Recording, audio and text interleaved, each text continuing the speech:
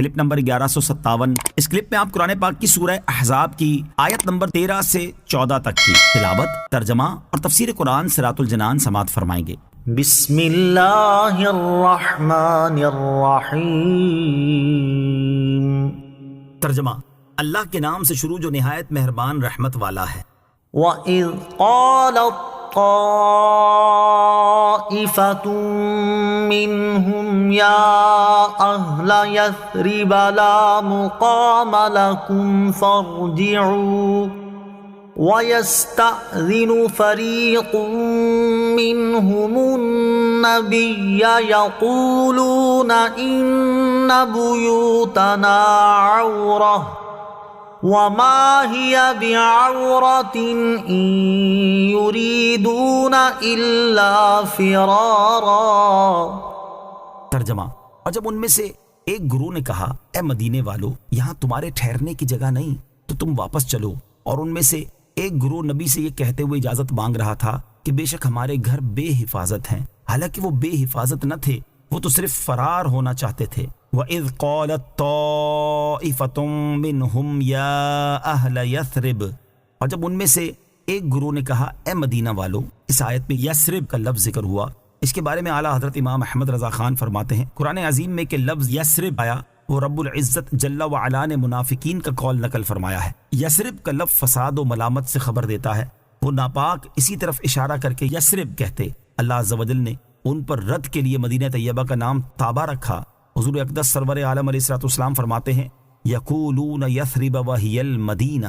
وہ اسے یثرب کہتے ہیں اور وہ تو مدینہ ہے۔ لا مقام لکم، یہاں تمہارے ٹھہرنے کی جگہ نہیں۔ غزوہ خندق کے موقع پر کافروں کے لشکر دیکھ کر منافقوں کا حال یہ ہوا کہ ان میں سے ایک گروہ کہنے لگا کہ اے مدینے والو، رسول کریم علیہ الصلوۃ والسلام کے لشکر میں تمہارے ٹھہرنے کی جگہ نہیں، کیونکہ دشمنوں کی تعداد بہت زیادہ ہے اور ان کے لشکر تم پر غالب آ جائیں گے، اس لیے عافیت اسی میں ہے کہ تم مدینہ منورہ میں اپنے گھروں کی طرف واپس چلے جاؤ۔ اور ان کا دوسرا گروہ نبی کریم علیہ الصلوۃ والسلام کی بارگاہ میں حاضر ہوا اور یہ کہہ کر واپسی کی اجازت مانگنے لگا کہ مدینہ منورہ میں ہمارے گھر کمزور ہونے کی وجہ سے محفوظ نہیں اور ہمیں دشمنوں اور چوروں کی طرف سے خطرہ ہے، اس لیے آپ ہمیں واپس جانے کی اجازت دیں تاکہ ہم ان کی حفاظت کا انتظام کر لیں، اس کے بعد ہم دوبارہ لشکر میں واپس آ جائیں گے۔ اللہ تعالیٰ ان لوگوں کی اندرونی کیفیت کو ظاہر کرتے ہوئے ارشاد فرماتا ہے کہ منافقوں کے گھر غیر محفوظ نہ تھے، بلکہ وہ لوگ یہ بہانہ بنا کر میدان جنگ سے فرار ہونا چاہتے تھے۔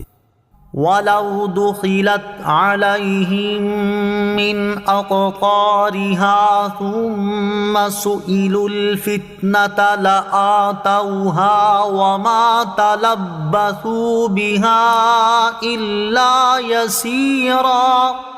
ترجمہ، اور اگر ان پر مدینے کی مختلف طرفوں سے فوجیں آ جاتی پھر ان سے فتنے کا مطالبہ کیا جاتا تو ضرور ان کا مطالبہ دے دیتے اور اس میں دیر نہ کرتے مگر تھوڑی سی۔ وَلَوْ دُخِلَتْ عَلَيْهِمْ مِنْ أَقْطَارِهَا،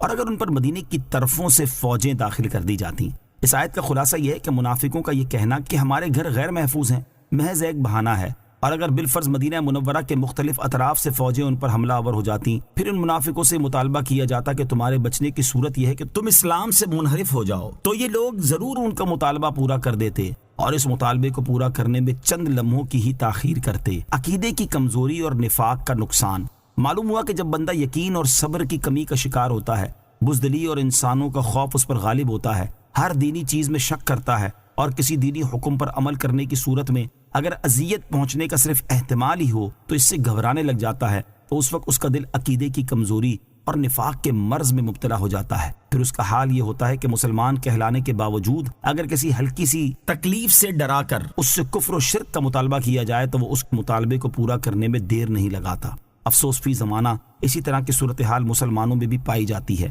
اور ان میں بھی عقیدے کی کمزوری کا مرض عام ہوتا نظر آ رہا ہے، اور ان کا حال یہ ہو چکا ہے کہ اگر اللہ تعالیٰ کی وحدانیت اور اس کے وجود پر کوئی عقلی اعتراضات کرے، نبی کریم علیہ الصلوۃ والسلام کے آخری نبی ہونے کے باوجود کوئی اور نبوت کا دعویٰ کرے، قرآن مجید کی حقانیت پر کوئی انگلی اٹھائے اور اسلامی احکام کو اپنی عقل کے ترازو پر تول کر ان کے صحیح یا غلط ہونے کا فیصلہ کرے، تو مسلمان ہونے کا دعویٰ کرنے والے اپنے دین و مذہب سے پھرنے میں دیر نہیں لگاتے، اور اگر کسی طرح اپنے دین پر قائم رہیں تو صرف ان اسلامی احکام پر عمل کے لیے تیار ہوتے ہیں جو انہیں اپنی عقل کے مطابق نظر آئیں اور جو ان کی عقل کے برخلاف ہوں تو انہیں جھٹلانے اور دین اسلام کے دامن پر ایک بدنما داغ قرار دینے میں تاخیر نہیں کرتے۔ اللہ تعالیٰ انہیں ہدایت اور عقل سلیم عطا فرمائے۔